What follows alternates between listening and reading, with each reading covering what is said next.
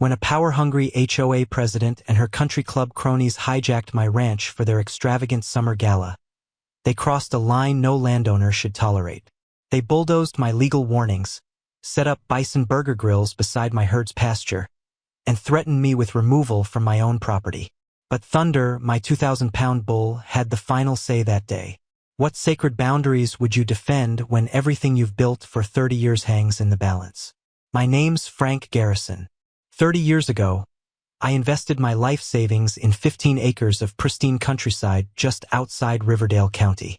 Back then, it was just rolling hills, clear skies, and nothing but open land for miles. I built my ranch house with my own 2 hands, overlooking a natural spring that feeds the sweetest water you've ever tasted. After 4 decades working with livestock throughout the Midwest, when I finally had my own place, I knew exactly what I wanted to do. American bison, our national mammal. Majestic creatures that once roamed these plains by the millions before we nearly wiped them out. I started with 3 calves and slowly built up a small conservation herd. Thunder, my prize bull, was born right here on this land. 2,000 pounds of pure dignity with eyes that seemed to hold the wisdom of the plains. For almost 20 years, life was perfect. I'd wake at sunrise, tend to my bison, and enjoy the simple pleasures of ranch life. No neighbors, no complaints, no problems. Just me, my animals, and acres of freedom stretching to the horizon. My retirement dream was realized through decades of hard work. Then came the developers.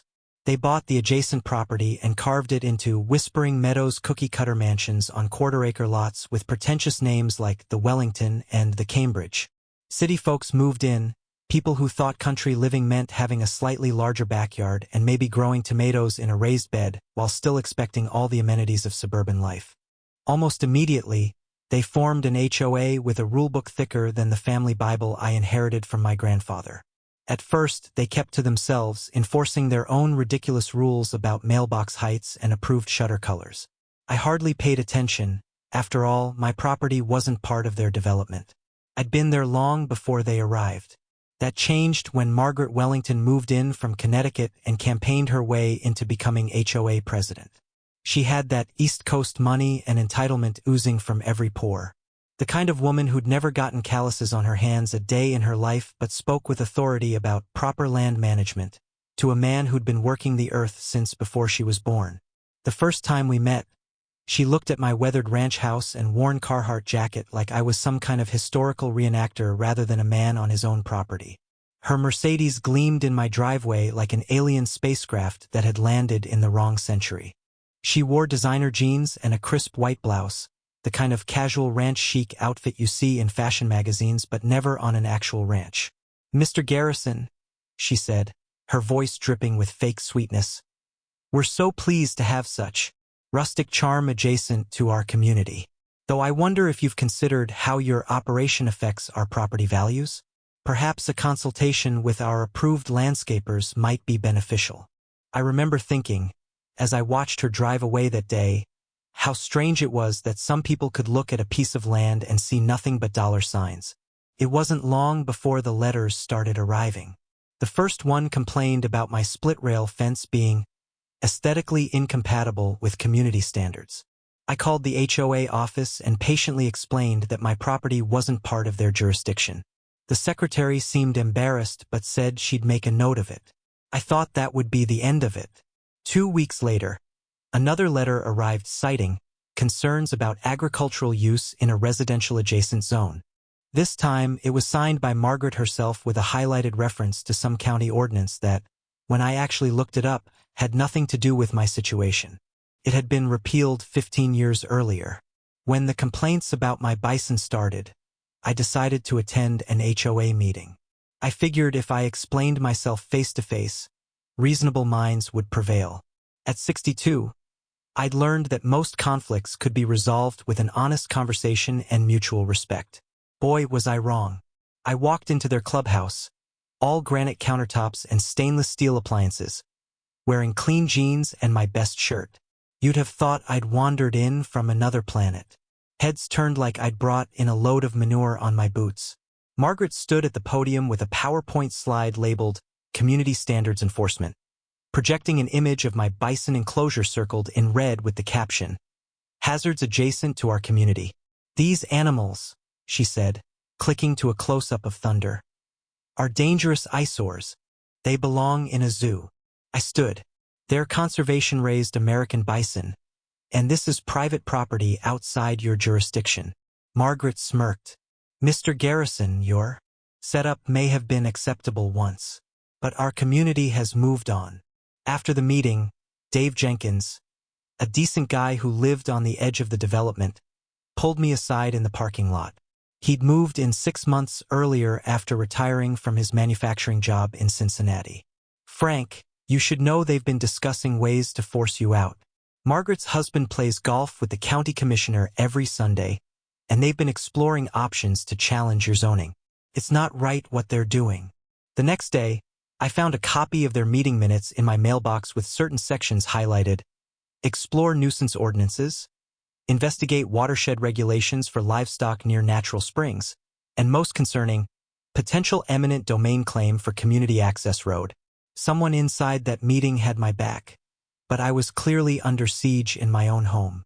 Spring turned to early summer, and I'd almost forgotten about the HOA nonsense when I received their glossy community newsletter in my mailbox. I usually toss these straight into the recycling, but the front page headline caught my eye: Summer Celebration, a community barbecue extravaganza. Below was a map showing the event location on my rear pasture. Not adjacent to, not near on it. I thought it must be a misprint until I saw the small print. "Special thanks to the county commissioners for facilitating our temporary use of the adjacent scenic property. They'd drawn their event boundaries to include my most picturesque 3 acres, including the natural spring." The next day, a certified letter arrived. It was printed on heavy cardstock with gold embossing and official-looking seals. It stated that my rear pasture was being temporarily requisitioned for community enhancement purposes under some obscure county ordinance. The letter was signed by Margaret and had a county stamp at the bottom that looked suspiciously fresh. I immediately called my lawyer, Ben Harrison, who's handled my affairs for decades. He'd helped me purchase the property and knew every legal detail of my ownership. "They can't do this, Frank," he assured me after reviewing the document. "This is private property, plain and simple. That county stamp looks official, but I checked. There's no such ordinance that would allow for this. It's either a mistake or deliberate fraud." Ben sent a formal cease and desist letter by courier. A week passed with no response. He sent another, this time copying the county commissioners and threatening legal action. Still nothing but silence.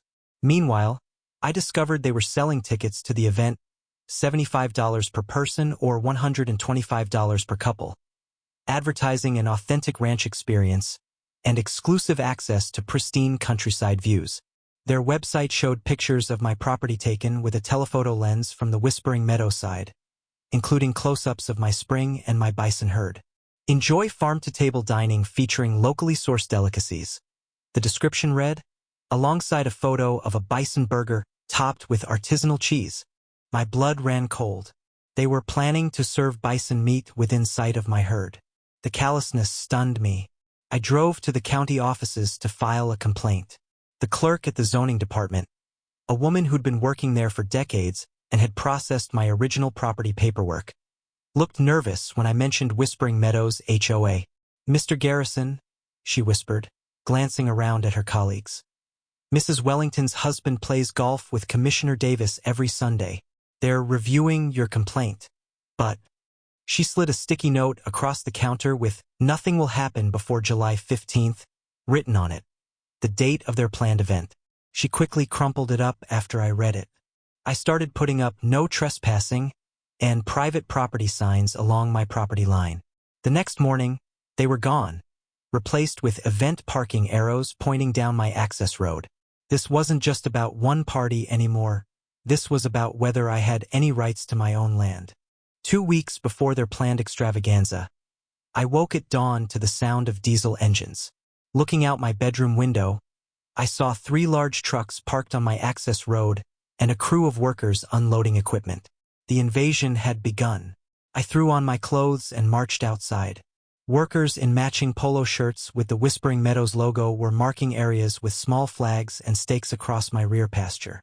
One was checking soil samples near my spring. Another was measuring for what looked like a temporary stage. "What the hell do you think you're doing?" I demanded of the foreman, a burly guy with a clipboard who barely looked up as I approached. "Setting up for the Whispering Meadows summer celebration," he replied casually, as if I'd asked about the weather. "We're marking areas for the tents, stage, and facilities. The toilets go over there, and the VIP section will be near that water feature. This is private property. You're trespassing. All of you," I said, trying to keep my voice steady despite the rage building inside me. He shrugged. "Look, I just go where the work order says. Take it up with the lady in charge." He gestured toward the edge of the property where a black SUV had just pulled up. There was Margaret in white linen pants and a silk blouse, directing another crew that was unloading what looked like portable toilets. She was pointing and making notes on her clipboard like a general planning an invasion. Her husband stood beside her, on his phone, ignoring the natural beauty around him while barking orders to someone about property listings. "Margaret," I said as calmly as I could manage, "this is illegal. You have no right to be on my property, let alone setting up for an event." She barely glanced at me. "Mr. Garrison, this event is for the greater good of our community. The county has given us provisional approval while your objection is being processed." She made air quotes around the word objection, as if my legal rights were merely an annoyance to be brushed aside. "That's not how the law works, and you know it. It's how things work in the real world," she said with a dismissive wave. "This community needs cultural elevation, and this event will showcase the potential of this backward area. We're bringing in a renowned chef from Chicago, and the lieutenant governor is attending. Progress happens, Mr. Garrison, whether dinosaurs like you get on board or not." Just then, I noticed a truck pulling up with a large banner. The workers unfurled it, revealing "Authentic Bison Burgers, a taste of the Wild West," complete with a cartoon bison wearing a cowboy hat. They were planning to set it up facing my bison pasture. "You're planning to serve bison meat in full view of my herd?" I couldn't believe the cruelty and tone deafness. Margaret finally turned to face me, her patience clearly wearing thin. "They're just animals, Mr. Garrison. They don't know the difference. And frankly, neither would most people around here without our guidance. When was the last time this land contributed anything to the cultural fabric of our region?" I pulled out my phone. "I'm calling the sheriff. This ends now." "By all means," she said with a smirk. "Sheriff Collins and his wife have VIP tickets to our event. I'm sure he'll be very interested in your concerns. His re-election campaign received a substantial donation from our community fund last month." When I did reach the sheriff's office, I was told they couldn't intervene in a civil matter without clear evidence of trespassing. Apparently, my word wasn't enough against the HOA's claims of provisional county approval. The deputy suggested I file another complaint with the county. The runaround was designed to run out the clock until their event. Later that day, I overheard two workers discussing how the HOA had been telling people I was mentally unstable and opposed to community values, painting me as some kind of backwards, antisocial element standing in the way of progress. According to them, I was just a crazy old man who talked to his bison and refused to accept the changing times. As I walked back to my house, I noticed they'd already moved my eastern fence line 10 feet inward. They were literally redrawing the boundaries of my property while bureaucrats looked the other way. Something had to be done. That evening, I sat on my porch with Jim Reynolds, my ranch hand who's been with me for 15 years. A Vietnam veteran with a quiet demeanor and unwavering loyalty. Jim understood the meaning of standing your ground. We watched the sunset over my land, now dotted with stakes, flags, and even a few portable toilets they'd already installed. "We could just leave for the weekend," Jim suggested, nursing a beer. "Let them have their party, then sue them afterwards for everything they've got. My cousin's a good lawyer in Kansas City." I shook my head. "If we leave, we're surrendering. Next thing you know, they'll be holding yoga retreats and wine tastings out here. This is about more than one party, it's about my right to my own property." It's about 30 years of building something that matters. Jim nodded slowly. So what's the plan, boss? I'm with you whatever you decide. Just say the word. We stayed up late, reviewing the layout of my property by lamplight. I knew every inch of it, the slight elevation changes, the natural pathways, and most importantly, the portable fencing systems I used to rotate my bison through different grazing areas. We had developed a system over the years that allowed me to create corridors and pathways that guided my herd without stressing them. We need to be smart about this, I told Jim. No one gets hurt, not people, not animals. But they need to understand that actions have consequences. I'm not going to be bullied off land that I've poured my life into. We walked the property in the moonlight, identifying strategic points where we could create pathways with our fencing system. We carefully removed anything that could be hazardous if people needed to move quickly. This wasn't about revenge, it was about standing my ground. If we adjust the eastern section here, Jim said, pointing to a gentle slope, and open the connecting gate near the spring, we create a natural pathway right to their main setup area. And Thunder always leads the herd down that path when we open it, I added, seeing the plan come together.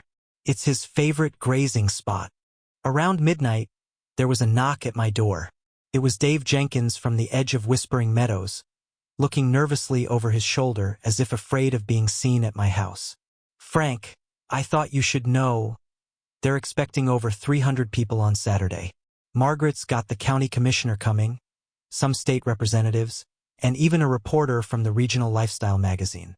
She's calling it her signature achievement as HOA president and a template for community expansion initiatives. Thanks for the heads up, Dave. There's more, he said, lowering his voice. They've hired security guards, off-duty bouncers from that nightclub in the city. They're supposed to handle you if you cause any trouble. And Margaret's been telling everyone you're dangerous and unpredictable. She's hoping you'll do something that gives them grounds to file a restraining order against you being on your own property during the event. Dave handed me a printed copy of the event schedule. They're planning to serve the Bison burgers at exactly 12:30, right after Margaret's welcome speech. It's being billed as the highlight of the event. After Dave left, I walked out to check on my bison herd. Thunder, impressive as always, approached the fence as I drew near. The moonlight cast a silvery glow on his massive form. I'd raised him from a calf, and despite his intimidating size, he had a gentle temperament, unless something threatened his herd. We had a connection that city folks like Margaret would never understand. Just follow your instincts tomorrow, old friend, I said softly, offering him an apple from my pocket. Nothing fancy, just be yourself. As I walked back to the house, I realized something important. I wasn't just defending my property rights. I was standing up for a way of life that was vanishing across America, swallowed up by developments and HOAs that tried to sanitize and standardize everything they touched. If I gave in now, I'd be letting down more than just myself. Saturday morning dawned clear and warm, perfect weather for an outdoor event. I was up before sunrise, making final adjustments to our plan. Jim arrived early, and we shared a silent breakfast, both understanding the weight of the day ahead. By 9 a.m., the first luxury SUVs and European sports cars began arriving, parking along my access road. Men in pastel shorts and women in designer sundresses started strolling across my pasture like they owned it. I noticed several of them stopping to take selfies with my bison in the background, completely oblivious to the irony of what was on the lunch menu. Caterers in white uniforms bustled around elegant tables. A string quartet was setting up near the natural spring, the very heart of my property. Massive barbecue grills were being fired up, releasing the aroma of charcoal into the air. The Bison burger station was being assembled, complete with gourmet toppings and a carving board where a chef in a tall white hat prepared to demonstrate his cutting technique. Near the spring, I spotted two burly men in tight black polo shirts with earpieces, the security Margaret had hired. They watched me carefully as I moved around my own property, speaking into their wrist microphones whenever I changed location. From my porch, I watched Margaret holding court near the temporary stage they'd erected. She wore a wide-brimmed hat and a floral dress that probably cost more than my monthly expenses. A banner behind her read, Whispering Meadows Summer Celebration, Elevating Community Standards. Her husband stood nearby, schmoozing with men in blazers and loafers, the county commissioner among them. At precisely 11 a.m., Margaret stepped up to the podium and tapped the microphone. The crowd of about 250 people, all dressed like they were attending the Kentucky Derby, fell silent. "Welcome, friends and neighbors, to our first annual summer celebration," her voice echoed across MY land. "Today, we celebrate our community's growth and our shared vision for the future. This beautiful landscape," she gestured broadly, "is our community's shared treasure." I caught Jim's eye across the pasture. He nodded slightly, then casually began walking toward the eastern fence line, just as we'd planned. "We're especially thrilled to welcome Commissioner Davis and Representative Wilson, who have been instrumental in helping us secure this venue for today's festivities," Margaret continued, gesturing to two uncomfortable-looking men in blazers. "And a special thank you to our generous sponsors who have made this day possible." That was it. I walked calmly through the crowd, people parting with curious stares, a few whispering as I passed. I recognized some faces from town, people who'd known me for years but now averted their eyes, caught between Margaret's social pressure and their own sense of right and wrong. I reached the stage just as Margaret was describing the day's activities, emphasizing the authentic Bison burger experience as the culinary highlight. "Excuse me," I said, my voice carrying across the suddenly quiet gathering. "I'd like to say a few words." Margaret's smile became fixed. "Mr. Garrison, so glad you could join us. Perhaps you'd like to say hello to everyone."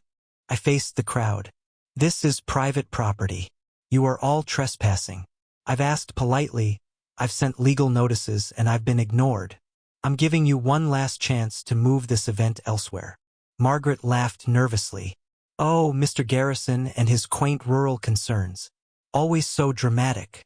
She turned to me, her voice dropping to a harsh whisper. "Get off my stage before security removes you. It's time you accept that progress is coming, whether you like it or not. This land is worth 10 times more as an extension of our community than as your personal petting zoo." I noticed her security guards moving toward the stage, hands on their belts where I suspected they carried tasers or pepper spray. I nodded slowly, then turned and walked away.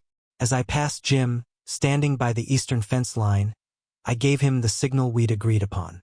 "It's time," was all I said. Jim casually walked to the far eastern pasture and opened a specific section of movable fencing. Then he strolled to the western edge and did the same. To anyone watching, it would have looked like routine ranch work. What we'd created was a natural corridor leading directly to the center of the event. A path that ran right past the barbecue pits and buffet tables that had been set up near where Margaret was still speaking. The portable toilets formed a funnel-like barrier that would naturally channel any movement toward the VIP section. For a few minutes, nothing happened. The event continued, people mingling with champagne flutes, the string quartet playing Vivaldi, caterers arranging elaborate displays of food. Then thunder appeared at the top of the small rise to the east of the gathering. He stood there for a moment, massive and magnificent, the sun glinting off his dark coat. At over 6 feet tall at the shoulder and weighing more than a ton, he was an imposing sight. Behind him, one by one, the rest of the herd appeared, 12 bison in total, weighing over a ton each, their powerful shoulders creating a rolling wave of movement as they emerged from the tree line. From my vantage point, I could see the exact moment when the first guests noticed them. A woman in a white linen dress, champagne flute in hand, did a classic double take. Her mouth opened, but no sound came out. Then someone shouted, "Are those buffaloes?" The murmur spread through the crowd like wildfire. People stood frozen, unsure if this was part of the entertainment or cause for concern. I heard one man explaining to his wife that it must be a planned rustic touch for authenticity. Margaret was in the middle of announcing the charity raffle beneficiaries when she noticed the change in the crowd's attention. She stopped mid-sentence, turning to follow their gaze just as thunder let out a deep bellow that seemed to vibrate the very air around us. The look on her face was priceless, shock giving way to confusion, then to dawning horror as she realized these weren't decorative animals safely behind fences. These were massive wild creatures moving with purpose directly toward her precious event. "Security!" she screeched into the microphone, the sound blasting painfully across the gathering. "Contain those animals immediately." Her two hired muscle men looked at each other, then at the approaching bison. One actually laughed out loud. "Lady, I'm not getting paid enough to wrestle a buffalo," he said, already backing away. The chef at the Bison burger station was the first to truly panic.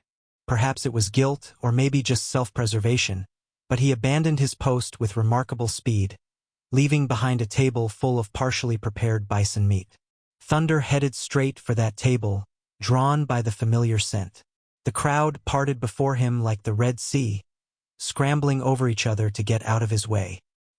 He paused at the abandoned grill, sniffing curiously at the meat that had been prepared from one of his distant cousins. Margaret, still at the podium, was frantically waving for someone to do something. "This is deliberate sabotage," she shouted. "Mr. Garrison has released dangerous animals. Call animal control. Call the sheriff." That's when Thunder decided to investigate the stage itself, perhaps drawn by the commotion. He ambled forward with the unhurried confidence of a creature that fears nothing in its path. The moment Margaret saw 2,000 pounds of bison heading directly toward her podium is one I'll treasure forever. Her face went from outrage to pure terror in an instant. She tried to block Thunder with her hands, her white button-down shirt flapping as she backed away. Dust clung to her dark jeans and her hair flew wildly as she turned and ran, yelling about lawsuits and criminal charges. Her husband wasn't far behind, tripping over the sound equipment in his haste and landing face first in the mud near the spring. The county commissioner and other VIPs made for their cars, dignity forgotten. Meanwhile, the rest of the herd had discovered the buffet tables. With delicate precision belying their massive size, they began sampling the gourmet offerings, trampling the fine china and crystal glasses, but clearly enjoying the organic salads and artisanal breads that had been laid out for the guests. People scattered in all directions, abandoning their belongings in their haste to escape. Thunder, having lost interest in Margaret, was contentedly demolishing the Bison burger station, knocking over the grill and scattering the pretentious signage that had advertised authentic wild game experience. I stood watching from the safety of my porch, making no move to intervene. These animals weren't wild or dangerous unless provoked, and right now they were simply doing what bison do, exploring and foraging. The fact that they were doing it amid abandoned Louis Vuitton handbags and expensive sunglasses was just poetic justice. From her spot near the dirt road where she had tried to intercept Thunder, Margaret was now screaming into her phone about wild animal attacks and demanding immediate police response. Her once pristine white shirt was streaked with dust, and she kept glancing over her shoulder in case the bison turned back her way. Thunder gave her a brief glance before turning his attention to an overturned table of hors d'oeuvres, sending her into fresh hysterics. Sheriff Collins arrived about 20 minutes later, lights flashing but siren off, perhaps to avoid spooking the bison further.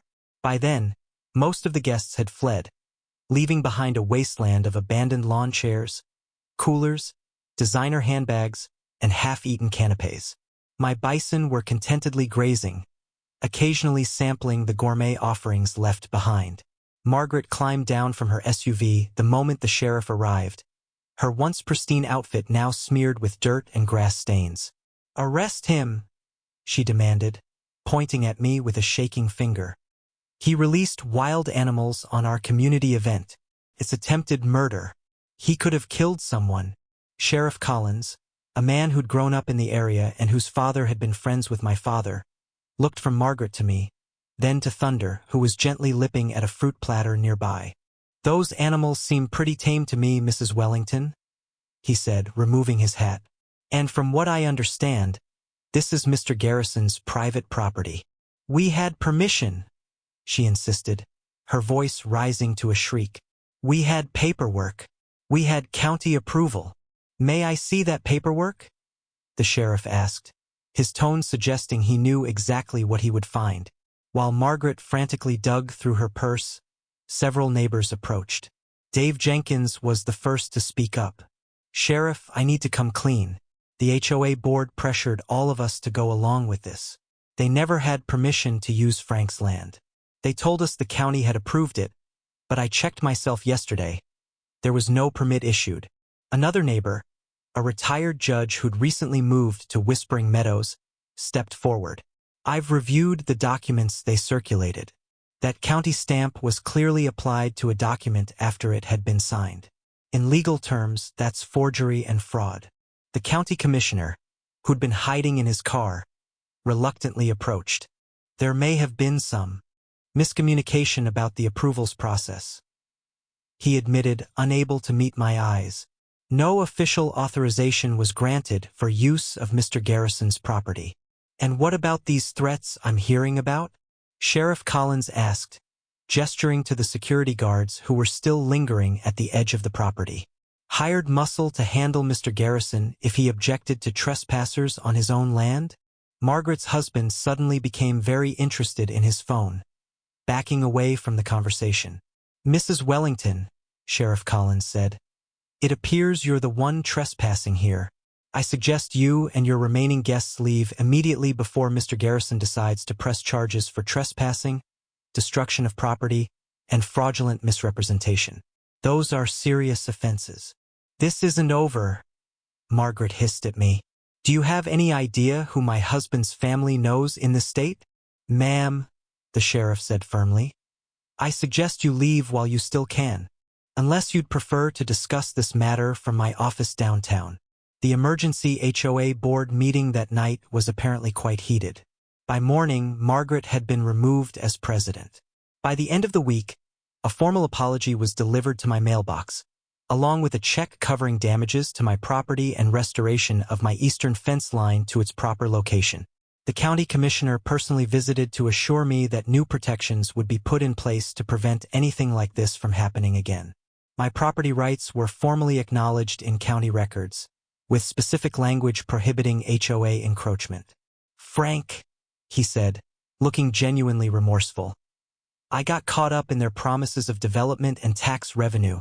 I forgot about the people who've been the backbone of this county for generations. It won't happen again.